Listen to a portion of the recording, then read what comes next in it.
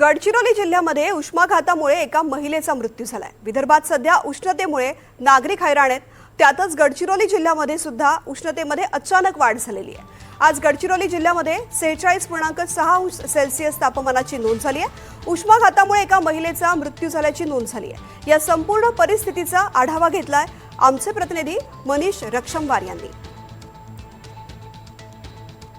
Heat stroke हा एक याला उष्माघात असं मराठीत म्हणतात। अतिशय ऊन लागल्यानंतर किंवा जास्त काळ उन्हामध्ये राहिल्यानंतर त्याचा परिणाम शरीरावर तो होतोच, त्याच्यानंतर तो मेंदूवर होतो आणि अशा प्रकारे त्या व्यक्तीचं डिहायड्रेशन आणि हीट स्ट्रोकमुळे मृत्यू होतो। तर आपल्याकडे गडचिरोली जिल्ह्यामध्ये चंद्रपूरची रहिवासी एक स्त्री 23 वर्षाची, तिचा आरमोरीमध्ये दुर्दैवाने मृत्यू झालेला आहे।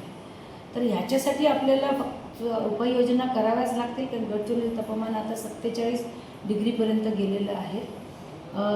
सर्वांनी बाहेर शक्यतो टाळावं बाहेर जाणे, उन्हामध्ये जाणे, आणि जर जायची वेळ आलीच तर त्याच्यावर डोक्यावरती पांढरा कपडा घ्यावा, सतत पाणी पित राहावं, पाणीदार जे पदार्थ आहेत किंवा फळं आहेत ती त्याचं सेवन करावं। पाणी पिणे हे सगळ्यात महत्त्वाचं, कारण शरीराचं तापमान नॉर्मल व्हायला ते मदत करतं।